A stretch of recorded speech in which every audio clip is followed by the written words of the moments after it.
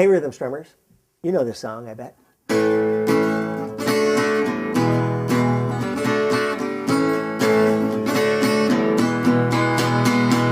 Wild thing, you make my heart sing. You make everything groovy.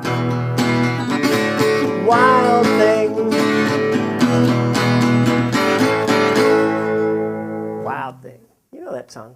Well, I can only show you so much of that song. We've limited to 30 seconds in these free lessons, so I'm going to save a little for later. But this is a typical of a whole class of songs, or 3-chord songs, where there's a lot of chord changing going on. And a lot of people teach you these chords in a way that makes it hard to play. And I know a much easier way to do it. So I'm going to give you a little lesson on that, and then we'll come back and show that in Wild Thing. Okay, so a 3-chord song in A. There's a lot of them, and a lot of them with lots of chord changing, you know, or even ones in other keys, but you use this A, D, and E, like. You got to change those chords pretty fast. And a lot of books, maybe all the books, show you this A chord. And it works, but it's very hard to get to it from here. Everything has to move. All your fingers move to there, and then all your fingers have to move to go to the E chord. If you play your A chord this way, this is my secret A chord, like this.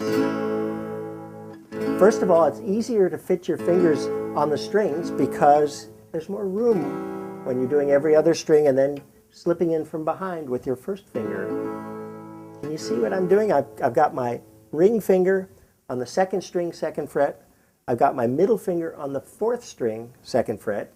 And that by itself would be an A7th chord. Sounds like that. Then my first finger comes behind and holds down the 3rd string on the 2nd fret. Now the big advantage to why this works so well is if I want to change to a D chord, I leave my first finger where it is and I only move the other fingers. And so my first finger gives me like a pivot point. It's a way to know where I am. And so I can switch back and forth really fast now because I'm still holding on to the neck the whole time. When we go to the E chord, the only time I have to move my first finger is to slide it 1 fret back, and then it's the pivot point for the E chord. So that all those changes are really easy to make then.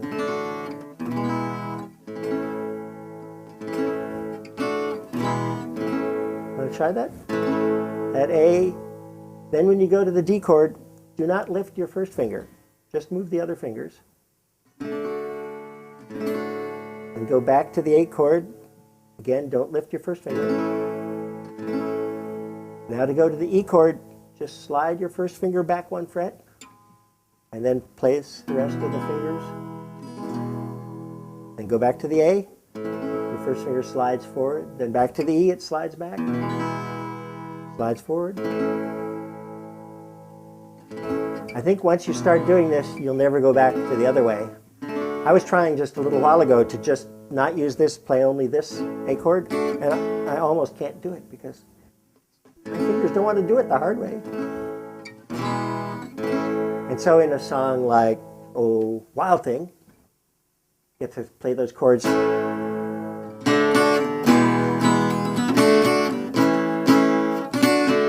This allows my fingers to get there really fast and spend all the time making the notes.